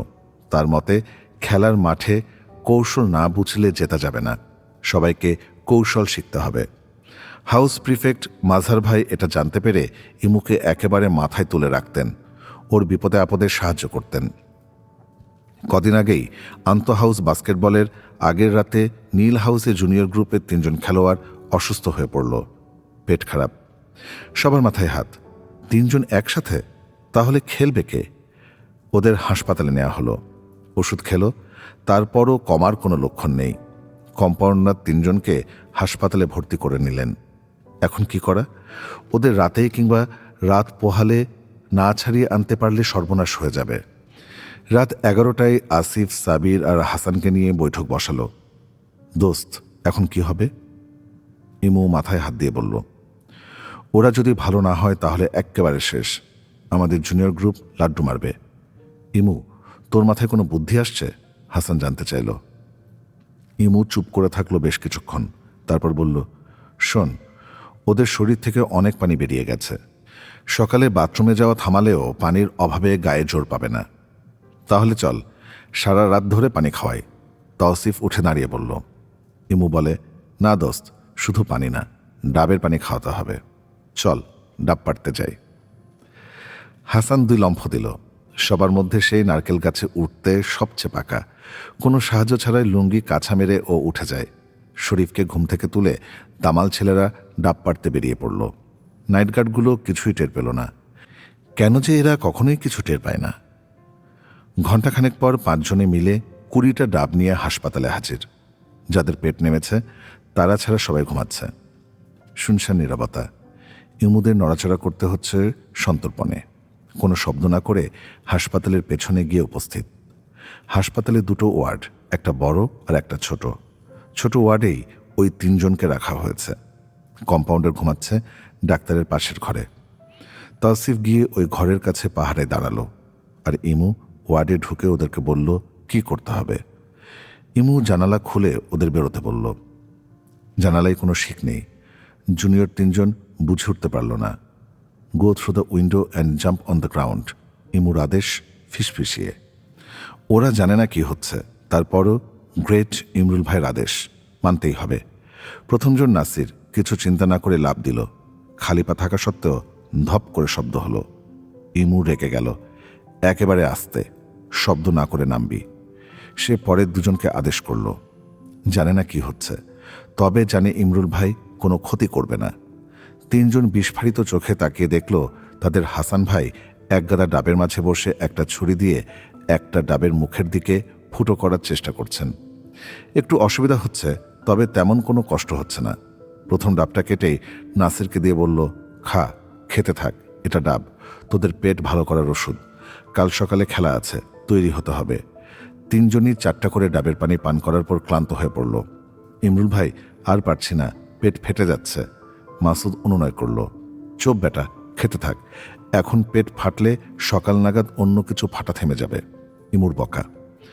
পুরো 1 ঘন্টা ধরে তিনজনকে 5টা করে ডাব খাওয়ানোর নির্যাতনের পর বাচ্চাগুলো প্রায় নেতিয়ে পড়ল। এ কি অত্যাচার! ওদেরকে জানালা দিয়ে ওয়ার্ডের মধ্যে তুলে দিয়ে ইমু ওদের বলল, শোন, রাতে তোদের ঘুম হবে না, কিন্তু সকালে ভালো হয়ে যাবে, তখন নিতে আসবো, গুড নাইট। ওরা 5 জন যখন হাউসে ফিরে এলো তখন বোধহয় রাতের প্যাঁচাটাও জেগে নেই। ইমু সবাইকে আশ্বাস দিয়ে ঘুমাতে গেল। সকালে অন্য কেউ ঘুম থেকে ওঠার আগে মিস্টার দবির হাসপাতালে ছুটে এলেন তার হাউসের 3 জন খেলোয়াড় কেমন আছে তা দেখতে। মনটা খুবই খারাপ। তার জুনিয়র গ্রুপ গো হারা হাঁটতে যাচ্ছে। বদলি খেলোয়াড় নিয়ে কি জেতা যায়? এসে যা দেখলেন তা নিজেই বিশ্বাস করতে পারলেন না। 3 জন নিজেরাই তৈরি হয়ে বসে আছে কে তাদের নিতে আসবে। ইমরুল ভাই, হাসান ভাই, না শরীফ ভাই? স্যার জিজ্ঞাসা করলেন, তোমরা এত সকালে উঠে বসে আছো কেন? শরীর ভালো? 3 জন একসাথে বলে উঠল, স্যার, ইমরুল ভাই বলেছেন আমাদের নিতে আসবেন। কখন কথা হয়েছে ওর সাথে? গত রাত 1টার সময় স্যার। দবির স্যার বুঝে গেলেন এর মধ্যে কোনো ঘটনা আছে। স্যার স্মিত হেসে ওদেরকে হাসপাতাল থেকে ছাড়িয়ে নিয়ে যখন হাউসে গেলেন তখন ব্রেকফাস্টের সময় হয়ে গেছে, কিন্তু ওই 5 জন দিব্যি ঘুমাচ্ছে। সেদিন পিটি প্যারেড নেই। মিস্টার দবির ইমরুলের ডর্মে গিয়ে তার বিছানা নাড়িয়ে ওকে ওঠালেন। ইমরুল, তুমি সারা রাত বাইরে ছিলে? ইমু তরাক করে উঠে বসে বলল, না স্যার, আমি কোথাও যাইনি, তবে এসো, come for breakfast, we have a game to play. খেলার মাঠে ওই 3 জনকে দেখে মনেই হলো না যে কাল রাতেও ওরা অসুস্থ ছিল। খেলায় নীল হাউসের জুনিয়ররা জিতে গেল।